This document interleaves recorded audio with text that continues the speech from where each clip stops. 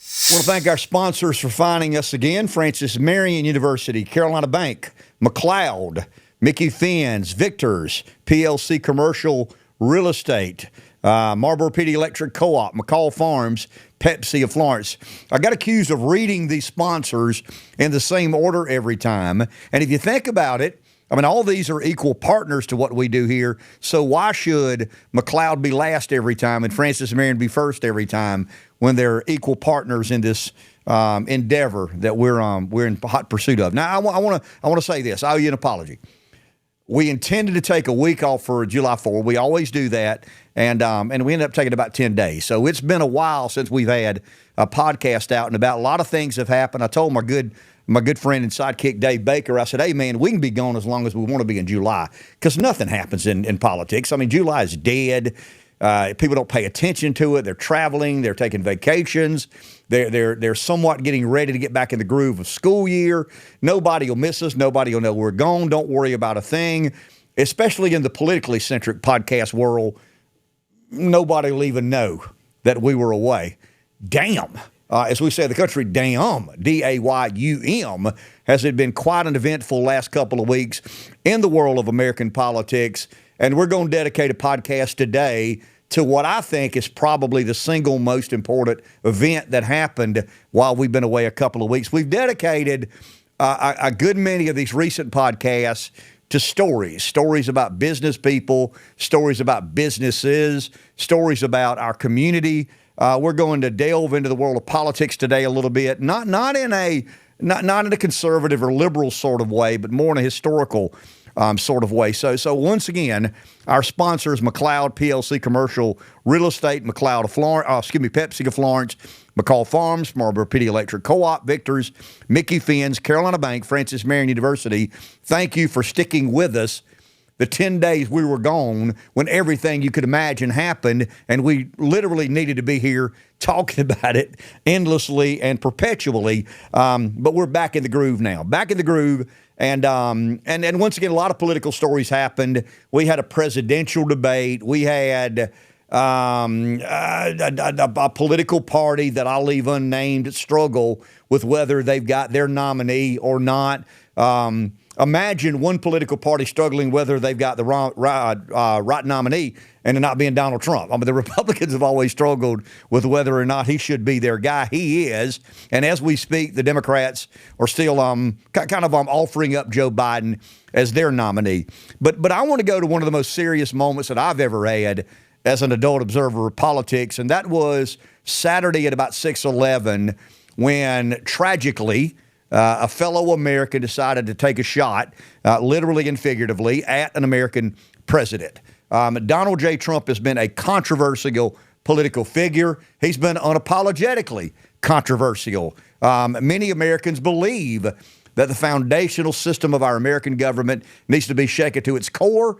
That's a lot of the motivation that Trump has in the wind in his sail is probably by and large that being the primary motivator, that government has gotten out of touch with the American people. It's become too distant from the people it genuinely represents.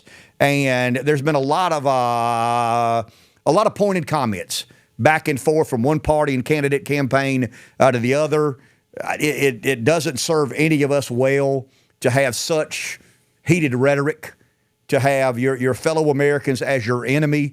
I hope and pray that we can get to a better place. I hope we can begin to legitimately and genuinely debate some of the issues that Americans disagree on. It's fine.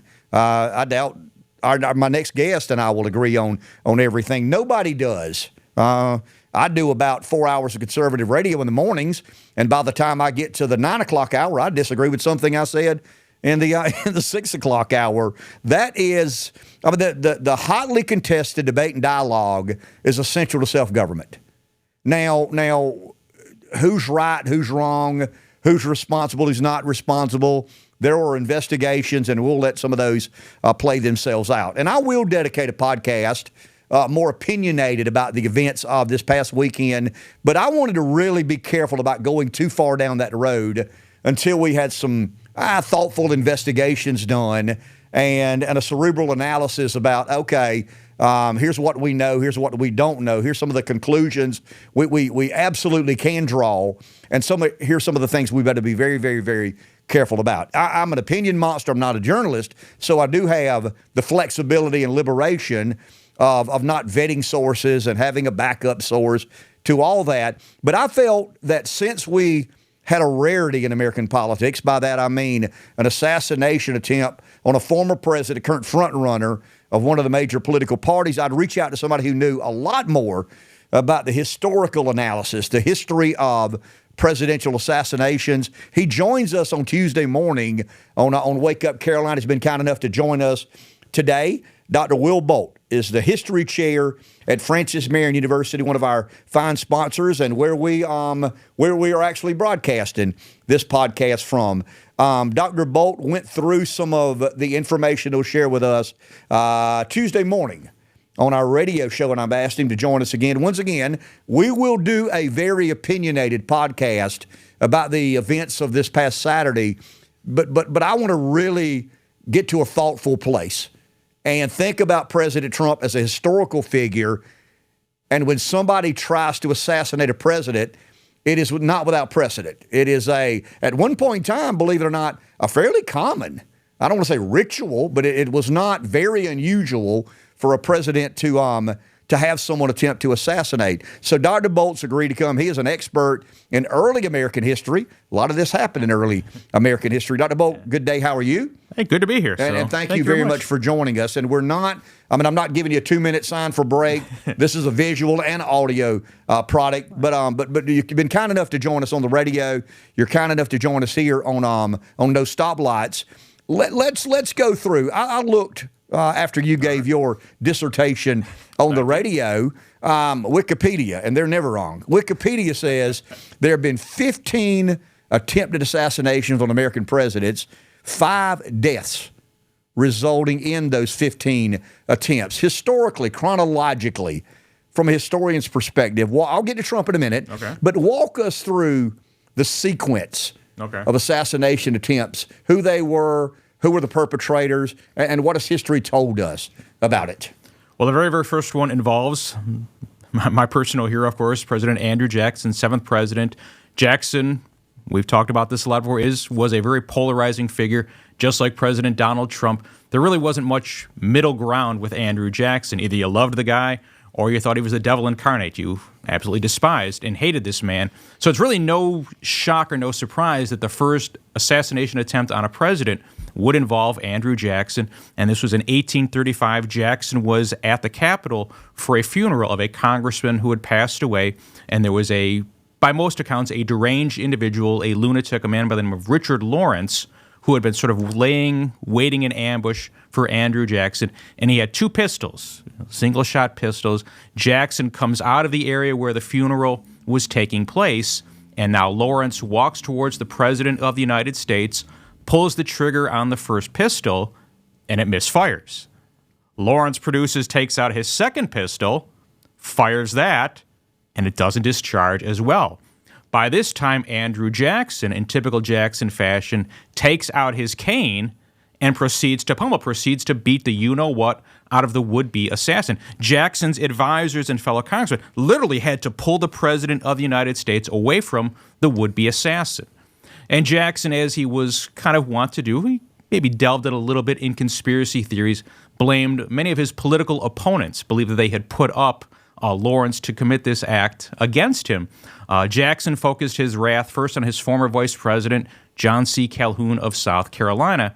Then Jackson vented his frustrations at a guy by the name of George Poindexter, a senator from the state of Mississippi.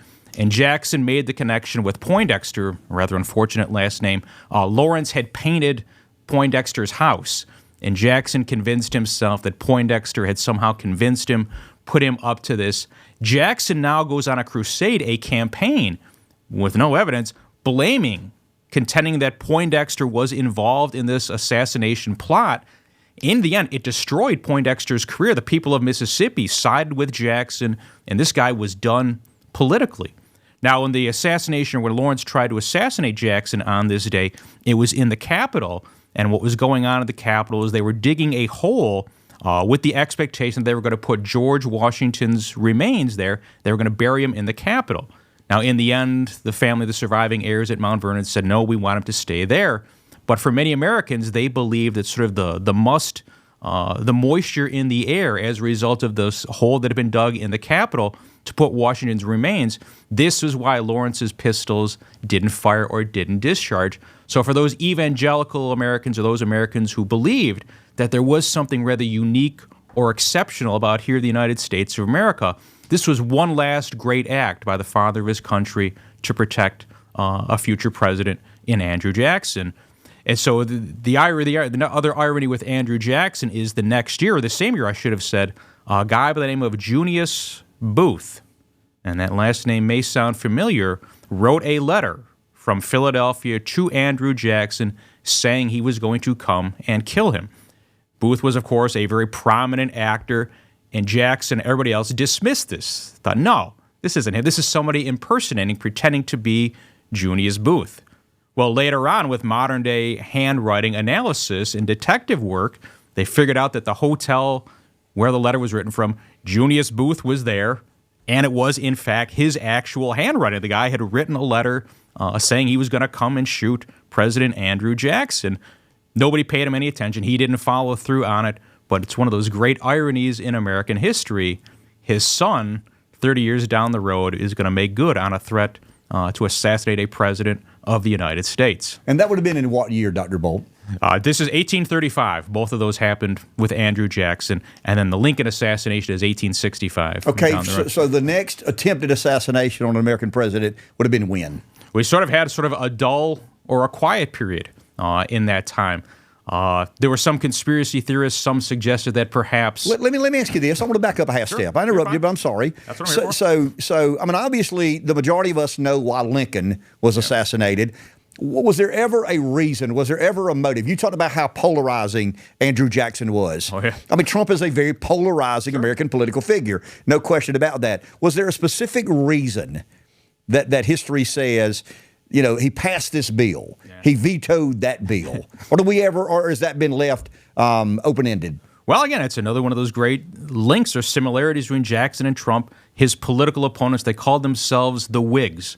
And the Whig Party, they drew their name from the old Whig Party in England, and they believed that more power should rest with a democratically elected legislature.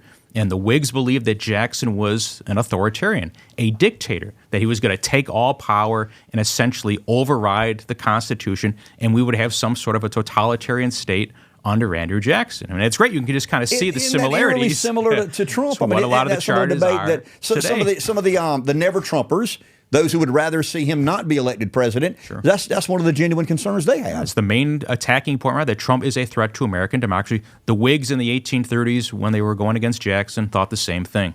So we go 30 years without an attempted assassination on an American president, and then we begin the Civil War. Yep. So walk us through the history of that. Well, Lincoln, of course, even on his route to Washington in 1861, there were conspiracy theories afoot that he was going to be assassinated while traveling. And so sort of head of his security, Alan Pinkerton, sort of arranged for him to shift trains in the middle of the night en route to Washington before his inaugural address. Lincoln kind of snuck into Washington, D.C. in the middle of the night. Some depicted him sort of like in a cape and a hat in disguise. The press found out about this, and Lincoln was sort of mocked and vilified. Lincoln was very embarrassed by the fact that he wasn't very manly and that he was, again, trying to sneak into the country in the middle of the night. And Lincoln said, no, never, never again. Lincoln supposedly kept a lengthy file of assassination threats, the letters that people had written to him, and Lincoln shrugged most of them off. And Lincoln said at one point, you know, if a man wants to get me, there's nothing I can do. There are 1,000 ways a man can kill another man. And so Lincoln, at least to his credit, wasn't going to live his life, his presidency, under fear. One night while traveling in Washington, D.C. to the old soldiers' home, somebody took a rifle shot at the president and, of course, knocked his hat off of his head. So just a couple of inches lower, Lincoln would have been assassinated during the Civil War. But the final event, the sad event of Lincoln's assassination, April 14th, 1865, John Wilkes Booth had at first planned to kidnap President Abraham Lincoln. He planned to do this before the assassination attempt on April 14th. He had assembled a group of conspirators, and he was going to kidnap Lincoln at the old soldiers' home where Lincoln would go to visit wounded, convalescing soldiers. Lincoln didn't show up that night, and Booth and his conspirators thought maybe somebody had ratted them out or maybe somebody had gotten word, so they dispersed. And Booth now brings the conspirators back together and says, all right, let's get them at the theater. And several of the conspirators said, we can't kidnap the president at the theater. How are we going to get out? And Booth said, well, we'll capture him in the box, we'll tie him up, and we'll lower him down onto the stage, and that's how we'll get him out. And the conspirators said, there's no way this is going to work. So most of them bowed out. Now, they bowed out, and they didn't go to the authorities. All right. Booth now says, well, gentlemen, if it comes to it, I shall know what to do. And Booth assembles a new group of conspirators to assassinate Lincoln, but Booth wants to decapitate the government of the United States. And what he means by that, he's going to shoot Lincoln. He's going to shoot Lincoln. One of his fellow conspirators, a guy by the name of George Atzerodt, is going to kill the vice president, Andrew Johnson, and another by the name of Lewis Powell, a.k.a. Lewis Payne. He's going to kill the Secretary of State, William Seward. And Booth believed that even though most of the Confederate Army had been defeated, this would sort of breathe new life in the Confederacy, give him one last chance. So Booth, of course, the night of April 14th, Good Friday, goes up to Ford's Theater. There's no Secret Service. A police officer assigned to watch Abraham Lincoln left the presidential box, found a better seat in the theater so he could watch the show. Booth knew the play. The play was called Our American Cousin, and Booth knew when all of the funny lines were. And so whenever there was loud laughter, this allowed Booth to move to get closer to the theater. And Booth had performed at Ford's Theater hundreds of times, so nobody paid him any bother. He simply blended right in. And Booth waits for the funniest line in the play, and he's now able to enter the presidential box.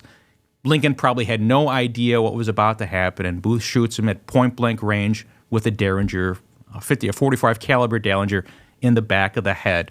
One of Lincoln's guests at the time was a man by the name of Major Henry Rathbone. He proceeds to fight with Booth. Booth takes out a knife, stabs him, and then jumps onto the stage at Ford Theater, brandishes the knife, and says, Sic semper tyrannis, the state motto of Virginia, which means, thus it shall always be with tyrants. Now, the people in the audience didn't know what was going on. Some thought, is this part of the play? Hell, they may think it's part of the play. Exactly, that's what they thought. And so it's only after Booth has rushed across the stage and they hear the screams of Mary Lincoln up in the presidential box that they kind of connect the dots. A couple of doctors rush up into the presidential box, and they quickly realize that Lincoln's condition was probably mortal. And they decided, well, he wouldn't survive a ride back to the White House. And so they said, well, we can't let him die here in the theater. They decided they're going to carry him across the street.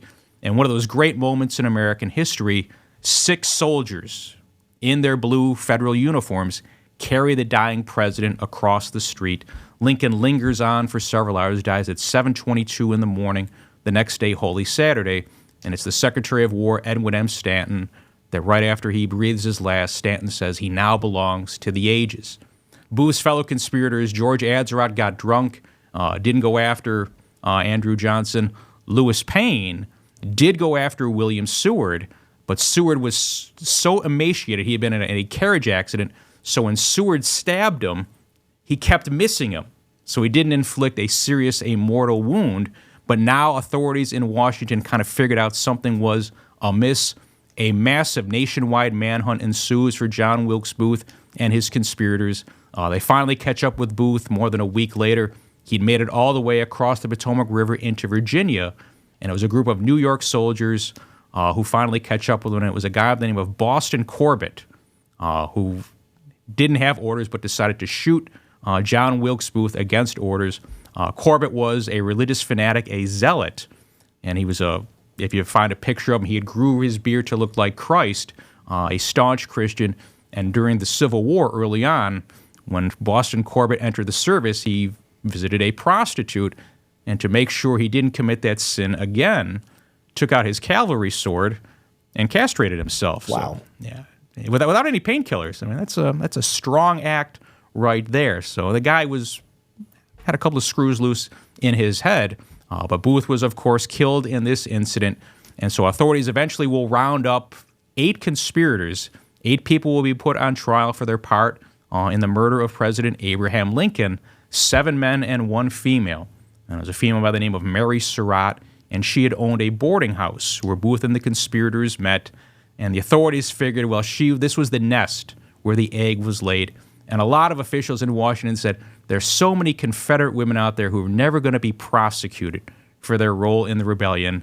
Somebody's got to take the fall. So after a lengthy trial, it was a trial, not a civilian trial, but a military trial. All 8 of the individuals were convicted. 4 were sentenced. The 3 were sentenced to life in prison.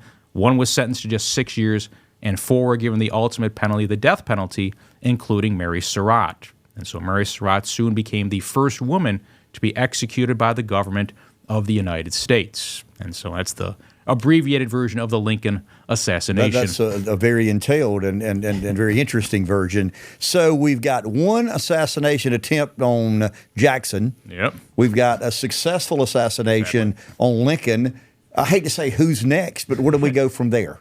Next one, you get to 1881, and that's going to involve President James Garfield. And sort of the background, the build-up to that story, you go to the election of 1880 in the Republican Party. Stop me if this kind of sounds familiar, but the Republican Party was bitterly divided. You had 2 factions. The 2 factions of the Republican Party in 1880 were the stalwarts and the half-breeds. And the stalwarts believed in patronage, that you should get a government job based on political connections. The half-breeds were reformers, and they wanted civil service for government jobs. And you'd had this system of patronage ever since Andrew Jackson. Both of the parties had come to like it, but you had a series of incompetent, corrupt officials in office. And again, government jobs were now awarded not on your knowledge, not on merit, but rather on your political connections. So the Republicans are bitterly divided. Which way should we go? It takes them 5 days to pick a nominee. On the 36th ballot, they finally settled on James Garfield, who was a half-breed or a reformer. So to balance out the ticket, they put the collector of customs from New York, Chester Arthur, a man who'd never held elective office before, but the collector of customs in New York was the patronage job. Guys who had these patronage jobs got to keep a cut of the money that they received. And it was said that Chester A. Arthur was a clothes horse. He had the best wardrobe in all of America because he used all of this fund, all the money that he got as the collector of customs from New York, the major port city, to line his pockets, to pay off his friends, and to hire a bunch of his friends. So they sort of split the ticket. You got a half-breed in Garfield up top, a stalwart in Arthur at the bottom of the ticket. And of course, Garfield, early on in his presidency, just a few months into his presidency, is going to a train station. And he's going to board a train, and there a disgruntled office seeker, a man by the name of Charles Guiteau, is waiting for him, and he shoots him 2 times in the back, and he shoots him, and he says, "Now Arthur is president." And so Guiteau walks out of the train station. An alert police officer quickly connects the dots, grabs him, takes him into custody, takes him to the local police station in Washington. The police officer was so happy with this collar that he had caught this guy, he forgot to take the pistol out of the guy's pocket. And so he didn't put him in handcuffs until could have pulled out, reloaded, and perhaps done some more harm. Garfield is going to linger for several months. He'll probably, in the end, die, not so much from the bullet, but rather from bad medicine. And so a doctor sort of assumed control, didn't let anybody else in. Thomas Edison volunteered to come in with a metal detector to perhaps try and find the bullet. The doctors said no, or he only let Edison look at a part of the body, so they never found it. Doctors would go in and probe, oftentimes with their fingers, unclean, unsanitized utensils, gangrene, pus in the wounds. And so after several months, poor Garfield will finally succumb to his wounds. Chester A. Arthur now becomes the president of the United States. And in one of the great, did he really just do that moments in American history, Arthur now says, even though I'm a stalwart, I'm actually now in favor of civil service. We got to get rid of this patronage system. So the only good thing maybe to come out of Garfield's assassination, you get the Pendleton Act of 1883, which finally creates a civil service system for all offices in the government of the United States. We leave Garfield and go to? The next one is one close to my heart because it involves William McKinley. From Buffalo. He's going to be killed in Buffalo. There you go. Correct. And so the story for this one, actually, maybe you can say in 1900, the current vice president, McKinley, wins in 1896. His vice president is a guy by the name of Garrett Hobart from New Jersey. And Hobart's dying. He knows it. And he tells McKinley, for your re-election bid, you got to drop me from the ticket. I'm not going to make it through another 4 years. McKinley says, my apologies, I'm sorry to hear that. So McKinley now starts searching around for a vice presidential nominee. And now McKinley starts talking to some of the big guys on Wall Street, say, hey, who should be my running mate? And they all say it should be Theodore Roosevelt. He's a war hero. He's fresh off the Spanish-American War. But the real reason they wanted Roosevelt on the ticket with McKinley is that Roosevelt had parlayed his great victory in the Spanish-American War, was now governor of New York, and as governor of New York was investigating all these guys on Wall Street. So the moneyed men want to get him out of New York State, and they figure, hey, we put him on the ticket. What does the vice president do? Right? He sends a telegram to the White House. Everybody, is the president okay? Oh, crap. All right. I'll talk to you tomorrow morning. They think they're going to put him in this office that has no power. McKinley and Roosevelt win a second term in 1900. McKinley goes to Buffalo, New York, in September of 1901 for the Pan American Exposition. This was kind of like, if you remember, the World's Fairs of the 70s and 80s, all sorts of industrial accomplishments. But the big draw was many of the buildings were going to be lit with electrical power generated by Niagara Falls. So McKinley comes, he sees all of this stuff, and McKinley says, all right, I'm going to allow the people to come up and shake my hand. And so a line is formed, and people are there. They're going to walk up and shake the president's hand. One of the guys waiting in line is a man by the name of Leon Czolgosz. Czolgosz had become an anarchist. He'd lost his job in Ohio. He was such a fanatical anarchist that when he met with his fellow anarchists and preached overthrow of the government, violent revolution, they thought he was a rat. They thought he was a government spy trying to incriminate them. So his fellow anarchists didn't want anything to do with him. So they kick him aside, and Czolgosz says, all right, if you don't believe me, I'm going to show you how serious I am. And so what he does is he takes a pistol and he wraps a bandage around his hand so that nobody's going to pay him any bother. And nowadays, in 2024, if we saw a guy with a big bandage on his hand, it might raise a few eyebrows. But this is 1901. This is the height of the Industrial Revolution. Lots of guys working in factories got nicks and cuts and have serious amputations and problems on their body. So nobody pays them any bother. So he waits in line patiently, finally walks up to McKinley. McKinley extends his hand. Czolgosz knocks it aside, and at point-blank range is able to fire 2 bullets into the abdomen of William McKinley. The good people of Buffalo, New York, then tackle Leon Czolgosz, essentially beat him to within an inch of his life. McKinley is now whisked aside, and they're going to form a makeshift operating room.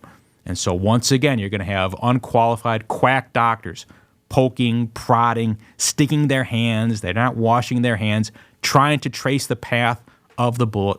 And they finally decide, all right, somebody has to operate on William McKinley. And so the best doctor in Buffalo was a guy by the name of Roswell Park. It was a world-class cancer institute named in his honor, but Roswell Park isn't available. So the doctor they're going to find to operate on the President of the United States is a gynecologist. Now, I'm not making that up. So an actual gynecologist is going to operate on the President of the United States. They've got this poor man's operating room, and they decided to do the operation in one of the rooms that didn't have any light. And so what McKinley's aides are doing as the sun is setting, they take out their mirrors and any piece of glass they can find to try and catch the rays of the sun to reflect it. While a gynecologist is performing surgery on the male president of the United States. So a guy who is an expert on female anatomy is operating on the President of the United States. The doctor probably did more harm than good. McKinley lingers for a few days and eventually succumbs to his wounds. Teddy Roosevelt is now president, and some of the moneyed men, most notably Mark Hanna, cries out, my God, that gosh darn cowboy is now president. But Hanna didn't say gosh darn, kind of cleaned it up for you. Czolgosz thought he would be a national hero by this. Just a few days after McKinley dies, in a trial that takes a single day, he'll be convicted of murder of the President of the United States. It was, in fact, a state crime in the state of New York.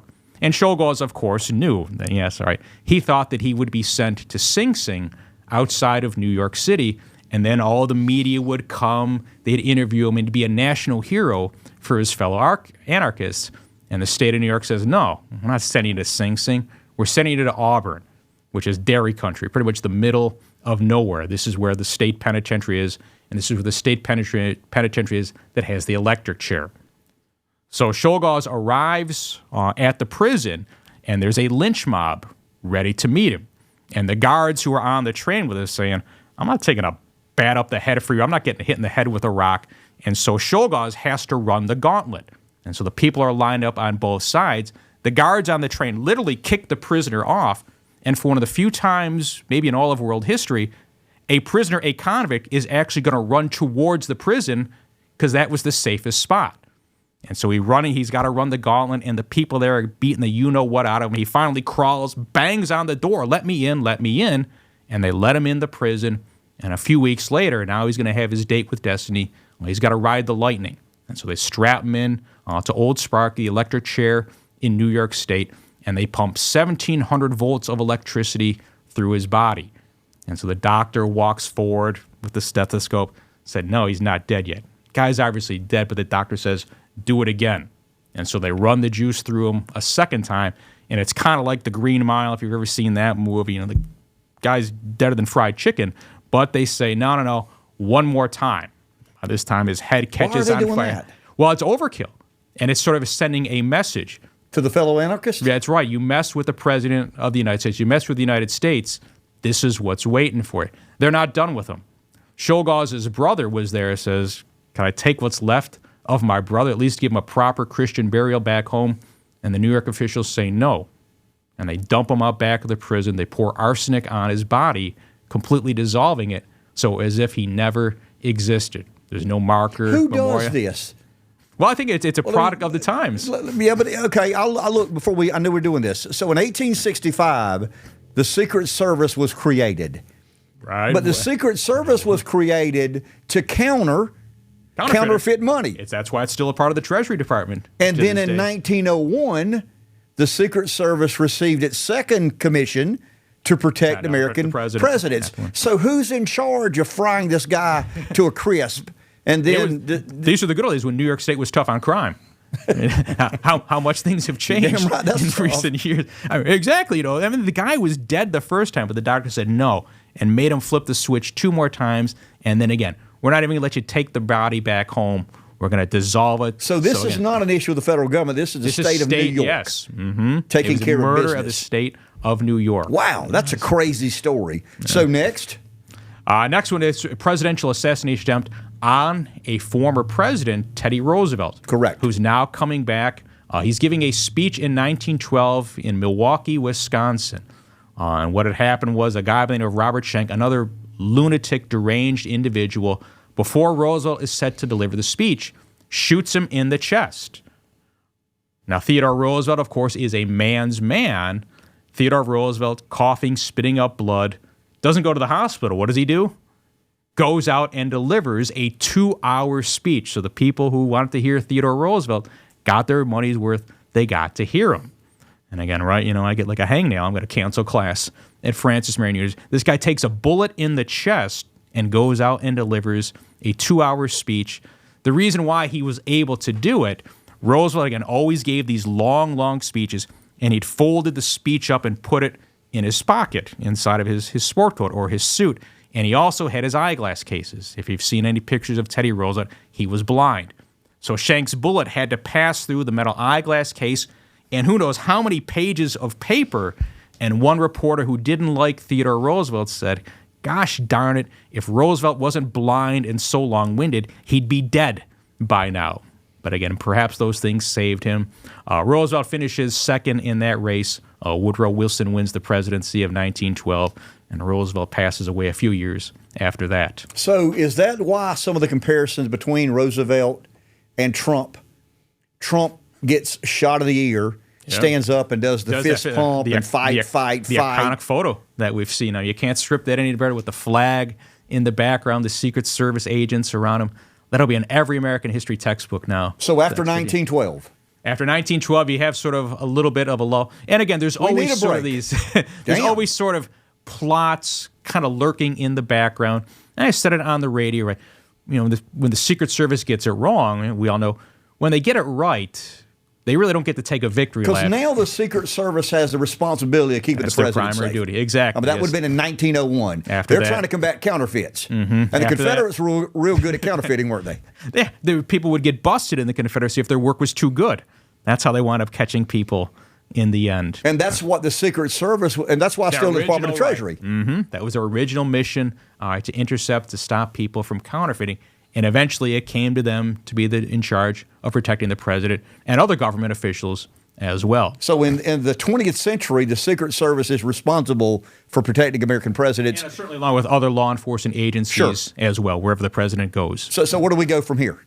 You've got always sort of like some threats and rumors. There were a couple of threats against Herbert Hoover. Didn't get across the finish line. The next serious one involved President Franklin Roosevelt, or I should say President-elect Franklin Delano Roosevelt. Roosevelt wins big in 1932, has a mandate, and this is really maybe one of the bleakest, darkest periods in American history after Roosevelt wins and before he's inaugurated. He's not going to be inaugurated until March of 1933. This is when you had that long lull, the sort of the lame duck, which a constitutional amendment. Depression. I mean, this is the Depression. This is the darkest part of the Great Depression. Unemployment is 25%. Some areas, some cities, it's 50%. Soup lines. I mean, exactly. Just terrible, terrible stuff going on at this time. And so finally, Roosevelt, he's promising a New Deal. Doesn't go into specifics, but most people are optimists. Maybe we're going to finally at least have some ideas. And so Roosevelt goes down to to Florida, Miami, for a little rest and relaxation to get ready for the presidency. And while he's down there, an assassin tries to shoot him. With Roosevelt was the mayor of Chicago, a man by the name of Anton Cermak. Cermak is going to be severely wounded. The president of the United States, FDR, administers CPR and kind of treats the wounds originally and kind of prevents him from going into shock. And so lots of people kind of suspected that maybe Roosevelt kept him alive a little bit longer than possible. But for those Americans who were very unsettled, very worried about what was going on, this is just another kick in the you-know-what. And again, who knows what a constitutional crisis this would have happened had the president-elect been assassinated before he was set to be inaugurated at this time. So anybody between then and Kennedy in 63?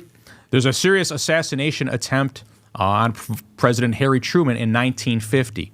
And what was going on, the White House was undergoing incredible, dramatic renovations. The entire inside of the White House was gutted. So Harry Truman, the White House, essentially moved to Blair House, not that far from the White House. And there were a group of Puerto Rican nationalists who wanted the United States to essentially let Puerto Rico go and to let Puerto Rico be a free and an independent nation. They decided they were going to try and assassinate Harry Truman. They walked up to the Blair House, and before they could get in, a Washington police officer figured out that something was amiss. And before he could take out his pistol, he was shot several times, pretty much shot in cold blood. The assassins then moved forward, but the Washington police officer who had been mortally wounded is able to take out his pistols, and at 30 feet, he's able to shoot one of the assassins in the back of the head, got off a headshot, and then died a few hours later when he was taken to a hospital.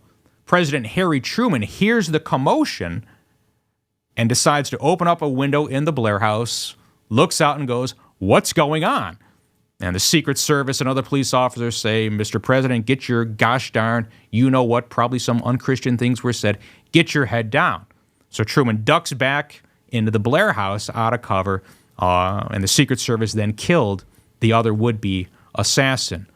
4 Secret Service agents have been killed in the line of duty, or in the line of presidential assassinations. 3 of them took place that day with Harry Truman. A third have been wounded.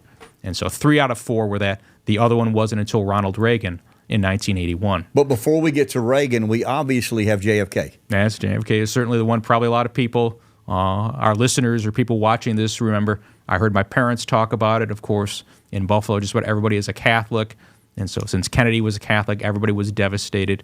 But Kennedy, right, November of 1963, of course, Dallas in an open-top limousine. Again, there's so many conspiracies related to President Kennedy. I remember watching the movie JFK as a young man. It was sort of like my first introduction to conspiracy theories. I don't want to get you fired, so I'm not going to ask you. You think Lee Harvey Oswald acted alone? But I mean, you're right. I mean, it has been a 60-year mystery. Right, in American politics. And President Trump, if I recall, talked about releasing some documents, but then kind of backed away from it at the end. We've got the famous the Warren Report and the magic bullet. Who knows how many dozens, hundreds of books probably have been written about the Kennedy assassination. How many documentaries have been made about it. Still continues to fascinate us. The guy on the grassy knoll was possibly the Vice President Lyndon Johnson somehow involved in this plot or not. But again, it continues to consume us, continues to fascinate us. Kennedy, again, was sort of a transitional figure for the Democratic Party, a young guy. This was a period of hope, optimism. They referred to the White House as Camelot. And so all these hopes and dreams were kind of snuffed out. But he and his brother made it clear that they were there to root out corruption. That's right. And rooting out corruption puts you on a certain list. And no pun intended, in the firing line. Yeah, you're right. You're right. So we'll leave it there. I mean, I have an opinion, but I want to keep our podcast viewers on board. We leave there and go to Gerald Ford. Gerald Ford is the next one, yes. 2 assassination attempts on President Ford at the time. One of them by one of the members of the Manson family, Lynette Squeaky Fromm, came out and pulled a pistol and was all set to shoot at the President of the United States. And this tells you the training of the Secret Service, that the instincts were not to tackle her, not to knock the gun away, but the agent was able to put his hand in between the firing pin and the mechanism. So when she depressed the trigger, nothing happened. And, of course, the other agents tackled her. But, of course, if he knocks the gun away, it could still go off, hit somebody in the crowd. Maybe a ricochet hits the President of the United States. But you think about the incredible training and just the clairvoyance, the mindset to be able to do it at the spur of a moment. Pretty incredible. It's hard to think about the incredible training of the Secret Service right now. And you think you see somebody with a gun, you're going to yell, maybe you're going to run the other way. Sure. Or if you're at least going to tackle. You're not going to try and think and do something like that. And so Fromm was, of course, arrested, spent many, many years in prison, finally got out a few years ago. Leave there, and we go to Ronald Reagan in, 1981? Ronald Reagan, right, shortly after he became president, a man by the name of Hinckley, certainly a deranged individual as well, wanted to assassinate Reagan so he could impress Jodie Foster. That was the story that he went with. Reagan had just given a speech. He's walking out in Washington, D.C., and Hinckley was able to squeeze off, got off several rounds. Several people were wounded. A Secret Service agent, McCarthy, Reagan's press secretary, James Brady, who, of course, becomes the great advocate for gun control. The Brady Bill. Exactly. This was named, of course, in his honor. And I think when Brady finally died, the autopsy attributed to his wound that he'd received that day. The Secret Service agents tackled Reagan, put him into the limousine, and immediately said, all right, get back to the White House. And the Secret Service agent is examining Reagan, and Reagan is coughing up blood. And the Secret Service agent later said, my God, I tackled the guy so hard, I broke his ribs. This is a career ender. So now they have to reroute. They're going to GW, to George Washington Hospital. And so the entire waiting room has to be cleared. Can you imagine? You're in the hospital, maybe been waiting there 3-4 hours, right? Waiting to see the doctor. And now, right, people come out and say, no, you got to go out. The president is coming in. The limo pulls up. They've got a gurney ready for President Reagan. And Reagan says, no, I'm going to walk in. I don't want anybody seeing me in this condition. Reagan walks in, is, of course, immediately taken to the emergency room because they realized that it wasn't a broken rib. In fact, one of the bullets had entered his lower abdomen. And Reagan, in typical Reagan fashion, is joking with the doctors. And he says to the surgeon, I trust you're a Republican. And the surgeon looks down at him and says, today, Mr. President, we're all Republicans. And so Reagan, of course, pulls through. Again, this was very, very early on in his presidency. And Reagan was more severely injured than most Americans suspected at the time. Yes, you kind of keep it hush-hush. And this creates all sorts of panic, pandemonium at the White House. Vice President George H.W. Bush was out of the town at the time. he finally comes back. He gets back to Washington, D.C., and rather than take Marine One from the Washington airport to get back to the White House, Bush says, no, that's the president's. I'm going to take a car. So, of course, now they got to navigate through D.C. traffic. So instead of getting there in 10 minutes, it's several more hours. And so this is where you have the famous moment the Secretary of State, Al Haig, was being questioned by a reporter. Who's running the government? Who's in charge? And Al Haig says, I'm in charge. Read your Constitution. And he says this and he walks to the side and goes, Al, you idiot, you're not in charge. It's the vice president. And so Al Haig quietly resigned shortly thereafter. Bush finally gets to the White House, and the military had been conducting some stealth games that day against the Soviet Union. This just created more tension, more hard feelings between the United States and the Soviet Union. This is the height, the era of the Cold War. But again, Reagan, thank God, pulled through, made a full recovery, and it was able to usher in the Reagan Revolution. And that was the last assassination attempt on a president until this past Saturday. Yeah, probably the longest break we've had. That's kind of what I'm thinking. Over 40 years. Now, again, who knows? I'm sure there have been many plots, and the Secret Service has sort of intercepted very, very early on. But again, we kind of had forgotten about it. And it was, well, for maybe our parents, our grandparents, they were kind of used to every 15 to 20 years, there's going to be an attempt on the president's life. Well, presidents weren't as insulated. Sure. I mean, they were a man of the people, so to speak. Take your history professor hat off for a second. Take your Republican or Democrat hat off for a second. What did Will Bolt the dude feel like Saturday at about 6:11 when you found out President Trump had been shot? Right. Several people started that I was at a bar with a couple of friends, several friends, and somebody said, hey, Trump got shot. It's kind of like when everybody's now like pulling out their phones, trying to figure out, and it's like drip, drip, drip, and you're kind of like waiting. Well, what is it? And of course, it wasn't a sports bar, so right, it was a sports bar, so they've got sporting. There's a soccer match, and I was like, put on a news, even MSNBC. Let's at least try and figure out what's going on. So everybody's like glued to their phones, trying to figure out. And so finally, the first report came in, he'd been hit. Because he'd been hit in the head. And of course, now you're thinking, oh, that was Kennedy. And then you're hearing he's been wounded.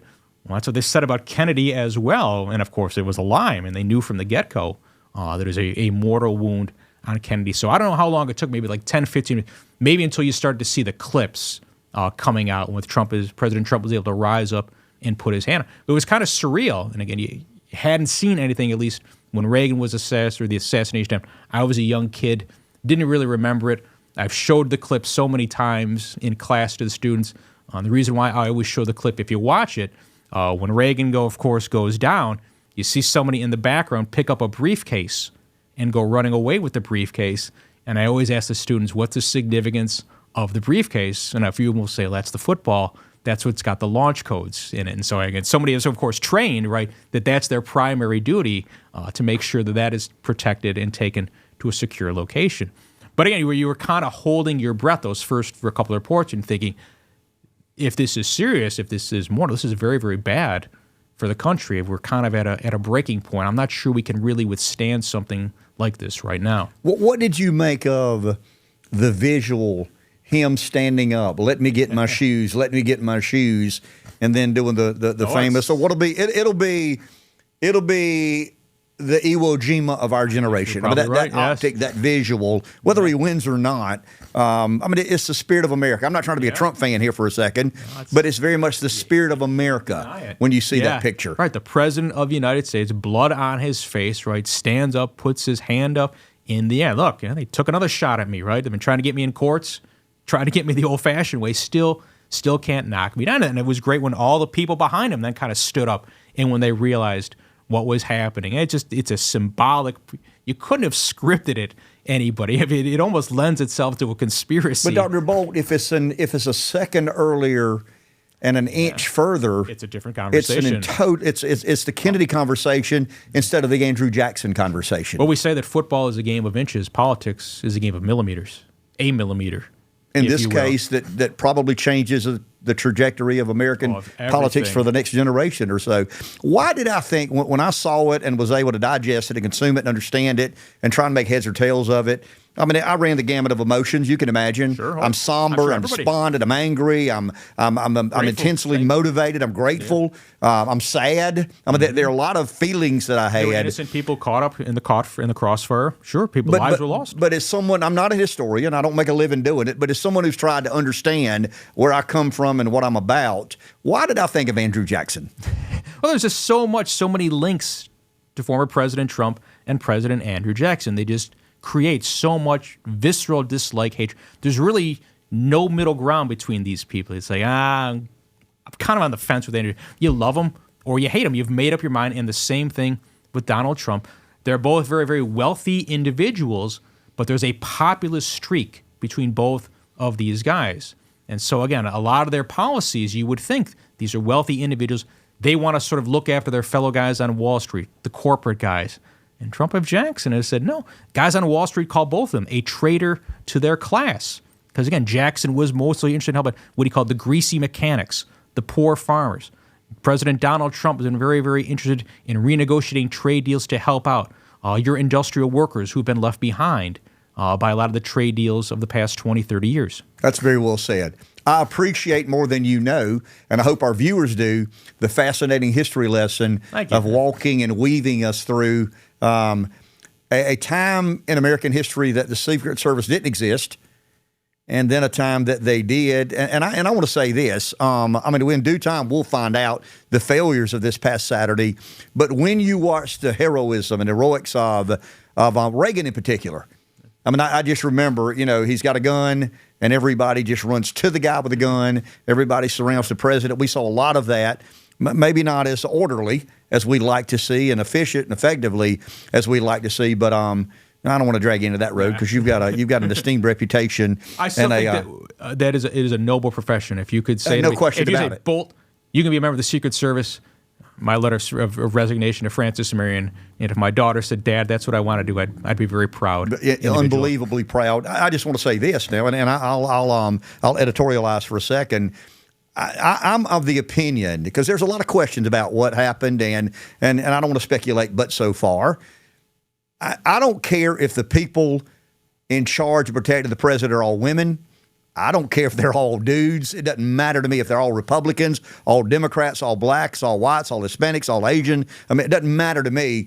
I just think the same standard of excellence and merit and ability has to apply whether you're a woman, a man, Democrat, Republican. It is an immensely and enormously important job, and we were reminded of how important it was this past Saturday. I'm sure a lot of good will come. Some heads will probably roll and in D.C. over this. Yes, something was missed at this, and so protocols need to be changed, but we dodged a bullet. And so we can learn from this mistake. And once the dignified professor removes himself from the room, I'll probably do a very undignified podcast on the assassination attempt of President Donald Trump. Thank you very much. And I mean that sincerely. Dr. Will Bolt, History Chair, Francis Marion University. Stay safe. Thanks again, guys. Have a good one.